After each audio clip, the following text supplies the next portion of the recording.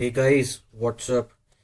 सो यार आज ancient history का पार्ट द्वितीय कवर करने वाले हैं हम। ठीक है। एंड ये एंशंट हिस्ट्री जिन लोगों ने नहीं देखा पार्ट वन उनको लोग बता देता हूँ। ये एंशंट हिस्ट्री मैं इस तरीके से पढ़ा रहा हूँ ताकि आपका एफकैट का मेजर सिलेबस और सीडीएस का मेजर सिलेबस कंप्लीट हो सके। इन दोनों के बीच में जितना पोर्शन ओवरलैप करता है जिससे आप कम पढ़ के भी ज़्यादा नंबर फेच कर सकते हो, उतना ही कंटेंट पढ़ा रहा हूँ मैं आपको इस एंशंट हिस्ट्री में। ठीक है। बाकी सीडीएस पर्सपेक्टिव से एक एंशियंट हिस्ट्री का पीडीएफ मैंने ऑलरेडी टेलीग्राम पे अपलोड कर दिया है। वहां पे आप जाके उसे देख सकते हो, डाउनलोड कर सकते हो और वहां से पढ़ सकते हो। तो पिछले में हमने देखा था हर्यंका डायनेस्टी, शिशुनाग डायनेस्टी, ठीक है, मौर्य डायनेस्टी देखी थी हमने। ठीक है। तो इस वाले में हम देखेंगे Indo Greek dynasty, Shakas, Parthians, Kushanas, Sangam age, Gupta period. Sangam age के अंदर चोलास, चेरास, पांड्यास। देन हमें जब एंशियंट हिस्ट्री पढ़ रहे होते हैं तो हमें फोकस किस चीज पे करना होता है? हमें फोकस करना होता है फाउंडर्स पे, डायनेस्टीज के फाउंडर्स पे। हर डायनेस्टी के अपने कुछ फीचर्स रहे हैं उन पे। फिर उस डायनेस्टी ने टेम्पल्स, मॉन्यूमेंट्स, केव्स जो बनी या बनाई, उन पे फोकस करना होता है। उन डायनेस्टीज के बारे में हमें पता कैसे चला है, यानी इंस्क्रिप्शंस, वो इंस्क्रिप्शंस किस लैंग्वेज में थी। तो इन सारी चीजों पे हमें फोकस करना होता है एंशियंट हिस्ट्री पढ़ते समय। तो चलो ठीक है, करते हैं फोकस है और आगे चलते हैं, देखते हैं without wasting much of our time. तो शुरू करते हैं यार इंडो ग्रीक से। ठीक है। इस बार मैंने आप लोग के लिए पहले से लिख लिया ताकि हमारा लिखने में बहुत ज़्यादा टाइम जाता था और वीडियोस लंबे हो जाते थे, इसलिए मैंने थोड़ा सा पहले लिख के रखा है ताकि आप अगर चाहो तो स्क्रीनशॉट भी ले लो या अपने नोट्स बनाना चाहो तो अपने नोट्स भी बना सकते हो। राइट। सो इंडो ग्रीक से शुरू करते हैं यार। इनको हम बैक्टीरियन ग्रीक्स भी कहते थे।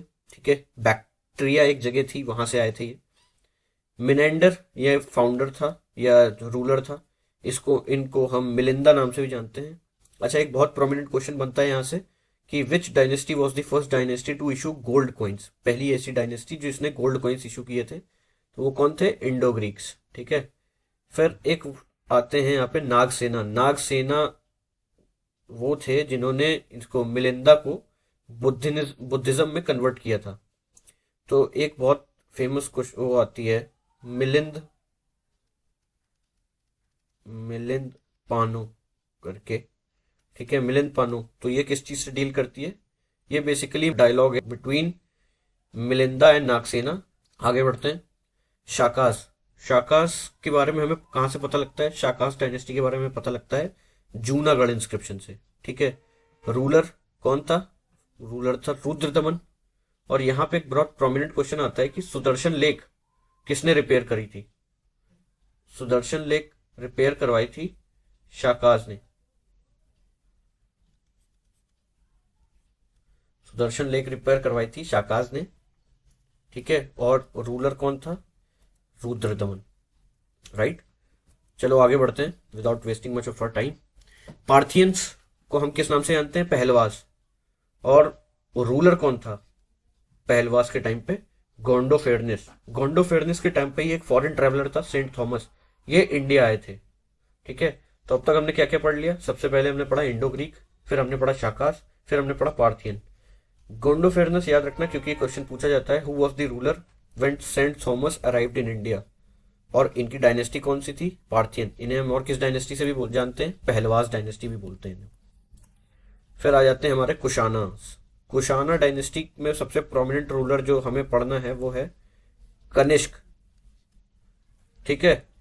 कनिष्क को पढ़ना इसलिए जरूरी है क्योंकि कनिष्क के टाइम पे या कनिष्क ने हमारी फॉरेन पॉलिसी पे बहुत काम किया एंड हमारा जो फॉरेन ट्रेड था वो मैक्सिमम हो गया था इस डायनेस्टी के टाइम पे। कुशाना डायनेस्टी के टाइम पे हमारा फॉरेन ट्रेड मैक्सिमम हो गया था। अब हमें यहाँ पे तीन लोगों को पढ़ना होता है, इंपॉर्टेंट है ये। अश्वघोष, नागार्जुना और चारक। अश्वघोष ने एक बुक लिखी थी, उसका नाम था बुद्ध चरित्र।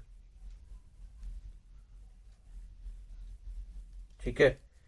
नागार्जुना ने एक बुक लिखी थी, उसका नाम था माध्यमिक सूत्र। फिर चारक ने एक बुक लिखी थी, उसका नाम था चारक संहिता। फिर कुशाना डायनेस्टी के टाइम पे दो बहुत prominent school of art famous हुए। किसने? कनिष्क ने ही बेसिकली इन पे काम किया। कौन से थे वो? Gandhara school of art, Mathura school of art. याद रहेगा, Kushana dynasty, Gandhara school of art और मथुरा स्कूल ऑफ आर्ट। फिर हमको पढ़नी है संगमेज, कहते हैं assembly assembly of poets and scholars. ठीक है, assembly of poets and scholars. अब इसमें हमको 3 डायनेस्टीज के बारे में या 3 किंगडम्स के बारे में पढ़ना है बेसिकली। चोलास, चोलास की कैपिटल क्या थी? उरायूर। उरायूर कहां पे थी? तमिलनाडु। और इनका सिंबल क्या था? टाइगर। क्वेश्चन पूछा गया है किस डायनेस्टी का सिंबल टाइगर था। फिर चेरास, चेरास की जो कैपिटल थी वो थी वंजी, और वंजी कहां पे थी? केरला। इनका सिंबल बो।